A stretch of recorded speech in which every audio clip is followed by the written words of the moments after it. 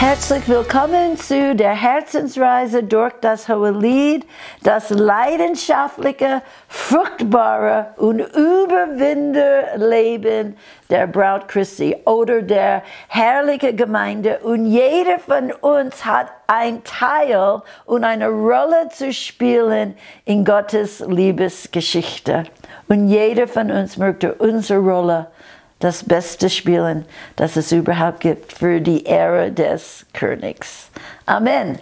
Okay, bevor ich anfange, ich möchte nochmals eine Aufmerksam machen auf unsere Silvesterfreizeit, bevollmächtigt, belebt, befähigt durch seine Gegenwart, Liebe, Wort, Heiliger Geist, Gemeinschaft, Anbetung. Mike und ich hoffen, dass wir ganz viele Freunde von früher treffen dort und auch neue Freunde machen und dass wir alle zusammen in das neue Jahr uns vor dem Thron Gottes hineingehen. Und so ihr seid alle herzlich eingeladen. Ihr könnt mehr Infos auf unserer Homepage finden und das wäre super, wenn das möglich ist, dass ihr kommt. Okay, jetzt sind wir wieder und immer noch auf dieser dritten Abschnitt in das Buch Wachsende Liebe, Leben in der himmlischen Höhen, Leben in die himmlischen Orten, mit Jesus vereint in sein Tod, Auferstehung, sein Himmelsfahrt und hineingegangen mit Christus in Gott, Räume und unser Leben strömt von ihm. Wir sind wirklich mehr und mehr befreit von den niedrigen Plätzen dieser Erde, natürliches Denken, natürlichen Quellen. Wir sind mehr und mehr vereint mit ihm und kommt dann mit ihm und sein Leben wirkt in uns. Wie gesagt, ich liebe dieses Buch zu lernen, weil es zeigt den Prozessen. Es zeigt die Schritte oder die Stufen der Herrlichkeit. Es zeigt, welche Levels und wie das geht. Und ich liebe es, das Wort Gottes zu predigen, damit wir sehen, was für Möglichkeiten. Auf jeden Fall, hier diese Beschreibung ist das Beschreibung in dem neuen Schöpfung, die wirklich jetzt in den Leben im Geist hervorbricht. Es könnte vielleicht 10, 20 Jahre dieses Abschnitt, dass man hineinkommt. Denke nicht, dass das geht ein Schritt jeden Tag. Nein, das ist ein Lebenswachstumprozess, wo wir abnehmen. Christus nimmt zu. Und hier kommt diese nächste, wir haben letztes Mal gesprochen über die Liebe des Geistes, die Segnungen in der Himmelswelt. Und das beschreibt auch Liebe für Gott und Menschen. Hier möchte ich weiter mit dieser Liebe des Geistes. Er sagt, wie schön ist deine Liebe, meine Schwester, meine Braut. Meine Schwester, mein verwandtes Wesen, mein Braut, mein ewiger Geliebter, die eins ist mit mir.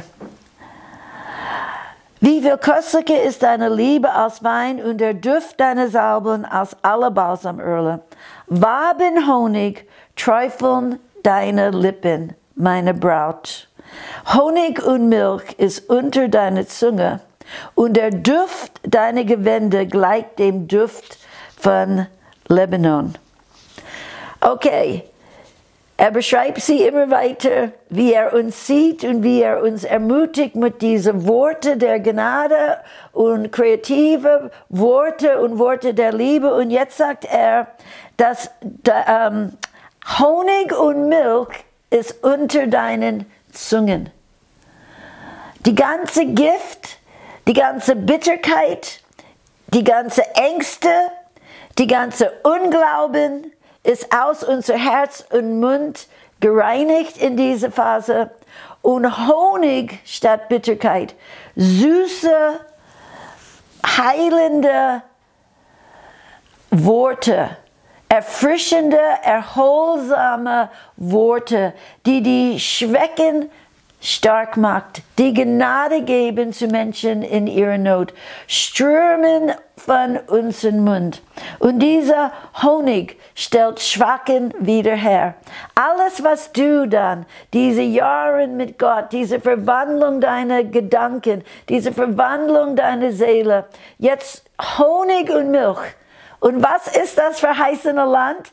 Ein Land, das fließt mit Milch und Honig. Ein Land, das den Regen des Himmels hat. Ein unglaubliche, fruchtbare Land. Und so er sagt, erstmal er beschreibt die Liebe zu ihm, aber auch Honig kommt von deinem Mund unter deine Zungen und Milch. Milch in der Bibel steht auch für der unverfälschte Milch des Wortes, die uns aufbaut zu unserer Errettung. Aus dieser Brautseele fließt Honig und Milch, wirklich andere Leute zu heilen, andere Leute aufzubauen, andere Leute aufzurichten, andere Leute zu ermutigen. Sie kann auch die Grundlehre Jesus, diese Milch, sie kann Neubekehrten, wirklich das Milch des Wortes, damit sie wachsen in der Rettung in Christus.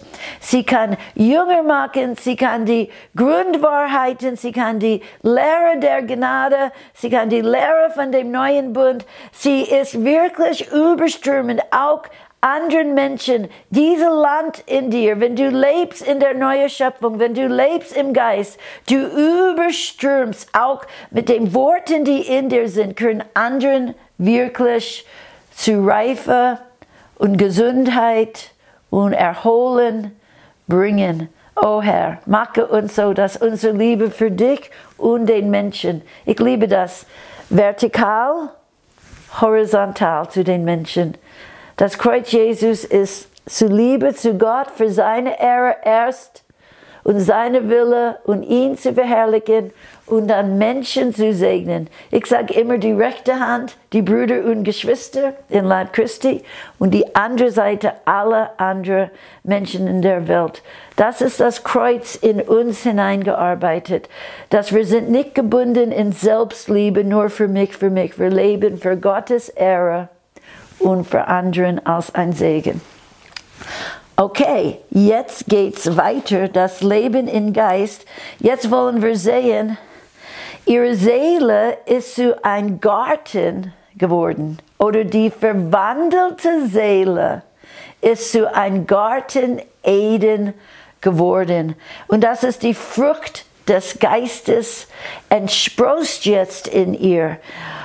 Und das ist unglaublich. Hier möchte ich auch sagen, Mike und ich sind dabei, eine neue CD, eine von dieser Musik mit einer Botschaft, Musik mit einer Botschaft, herausbringen, vielleicht in Mai, Juni. Und das ist über den Heiligen Geist. Und so, da haben wir auch eine ganze Tract über den Garten der Seele, wo die ganze Unkraut, die ganze alte Bäumstämme, die ganze alte Sachen ist rausgebracht und Gott hat so viel Neues, der Heilige Geist, und wir sind so ein Garten geworden. Und hier sagt es, eine verschlossene Garten ist meine Schwester, meine Braut. Lass Jesus das immer zu dir sagen, meine Schwester, meine Braut, auch die Männer. Ich kann sagen, meine Brüder, meine Braut, weil wir sind alle seine Brüder, wir sind Schwestern, wir sind aus ihm, selber Leben und meine Braut, meine Geliebte. Ein verschlossener Garten, eine versiegelte Quelle oder eine Quelle der Gärten, eine unglaubliche Garten. Was dir entsprost, ist ein Lustgarten von Granatapfelbäumen samt köstlichen Früchten. Okay, ein geschlossener oder verschlossener Garten, das ist wirklich ein Privatparadiespark. Das bedeutet, es ist verschlossen. Eigentlich, du kannst dir denken, Salomon, der große König und große Könige haben ihre Paläste, aber dann haben sie riesige Gärten. Aber sie sind nicht Gärten, dass jeder hereinkommen kann. Das sind verschlossene Gärten. Das bedeutet, wir sind heilig dem Herrn. Der Teufel kommt nicht rein in uns mehr. Sünde hat keinen mehr Platz. Wir haben alle unsere Ohren, Augen, Munde. Alles ist abgeschlossen, geheiligt. Das nur Reines kommt hinein. Heilig, abgesondert, abgeschlossen für die Herrlichkeit des Herrn. Dein ganzes Leib ist erfüllt und nur für ihn, gehört ihm, steht für ihn, ist sein. Und so unsere Seele ist wie ein Garten jetzt und alle die Samen, die gute Samen in Christus, alle die Samen des Wortes Gottes, sie sprießen auf zu einer blumenweite, farbige Fruchtbäume, Balsambeeten mit wohlriechenden Kräutern und alles, was man träumen kann. Mike und ich waren in England und wir gehen oft in England. Sie haben alle ihre Paläste und ihre großen Häuser und dann haben sie alle diese Gärten und du bestaunst die Schönheit. Die Schönheit, aber das ist privat, das gehört Gott, das hat Mauern um uns. Nichts kann rein und raus, außer wenn Gott das öffnet. Und so, dieser Garten der Seele, verliebt in Christus, deine Innere ist erfüllt mit das Reich Gottes, deine Innere ist erfüllt mit Christus und wächst auf von deinem Geist. Jetzt wird deine Seele voll verwandelt. Die Rettung der Seele. Wow! Wunderbar schön, wohlriechend, fruchtbar, überfließend und privat. Und dann es sagt, was dir entspricht, ist ein Lustgarten. Eigentlich Lustgarten ist genau das Wort für Eden. Das Paradies. Eden, wo Gott mit dem Menschen aus sein Heiligtum kam und wandelte mit ihnen. Da war auch Grenzen. Sie sollten die Grenzen wirklich beschützen.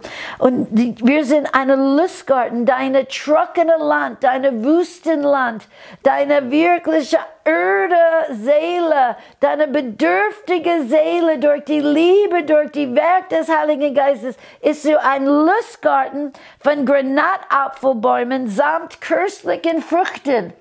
Oh, das beschreibt, dass die Frucht des Geistes, Fruchtbarkeit, hey, Gott hat uns erwählt, Frucht hervorzubringen und unsere Frucht soll bleiben. Das Werk Jesu in dir wird bleiben in Ewigkeit und das Frucht, das aus dir kommt, Christus in dir, das ist die Granatapfelbaum. Alle Arten von Bäumen der Liebe wachsen in dir. Alle Fruchtbäume, Freude, statt Depression deprimiert, herumklagen und murren. Frieden, ein Baum des Friedens, der duftet ein Shalom, eine Ruhe. Das wächst in dir statt Angst und Sorgen und nervös und herumschauen und zittern. Ist Frieden, ist das, wenn du erfüllt bist mit dem Heiligen Geist und der Geist hat seinen Weg und du kooperierst durch die vielen Umstände. Wir lernen uns zu freuen in dem Herrn. Viele Leute denken, oh, jetzt könnte ich wirklich auf eine Seitenstraße gehen. Aber Freude ist überflecklich. Freude ist ein von den tiefsten Zeichen von Reife in Christus und Leben im Königreich Gottes. Frieden, Geduld, dass man wirklich warten kann, immer noch hoffen kann, nicht aufgibt, diese Geduld auf anderen Gnade zu geben, wenn Leute nicht so schnell bewegen, wie man denkt. Ja, das kannst du praktizieren mit den Menschen in deinem Leben. Alle Arten von Fruchtbäumen. Eigentlich die Frucht des Geistes, wenn wir kreuzigen unser Fleisch durch tägliches Vereinssein mit das Kreuz und der Geist kriegt mehr und mehr Raum. Diese Fruchtbäume entsprossen in uns Freundlichkeit, Güte. Ja, die Bibel sagt, überwinde das Böse mit Gutem. Hast du vielleicht Böses dir getan? Du kannst das umdrehen und Gutes tun. Du kannst dich fernhalten von Böses, das umdrehen und Gute, fließt und zeigen. Anstatt Bitterkeit, Zorn, Angst, alle diese Sachen in unserer Seele, Gefühle, wir werden wirklich eine Lustgarten, ein Paradiespark, eine Wonne, ein Heiligtum, eine private Garten mit all diese herrlichen Bäume und Früchten.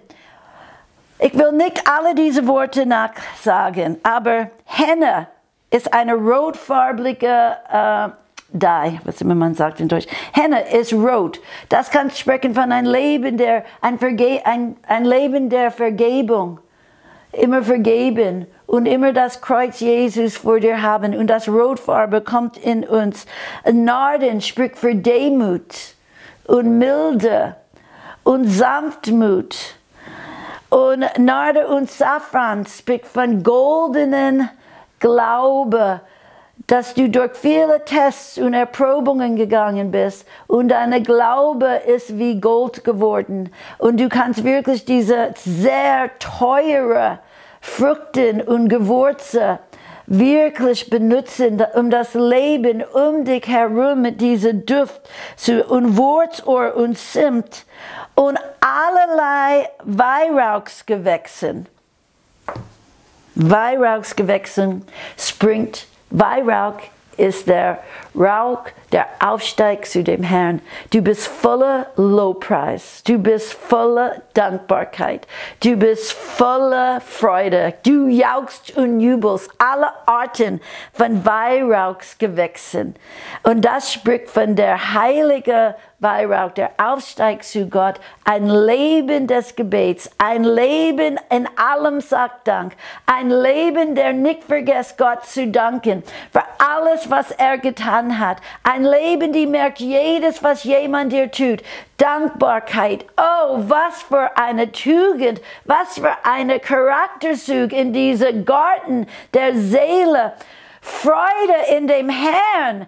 Oh, hey, das ist ein Duft, das ist wohlriechend, das ist gewaltig und preis dem Herrn, Gott wirkt das durch seinen Geist in uns.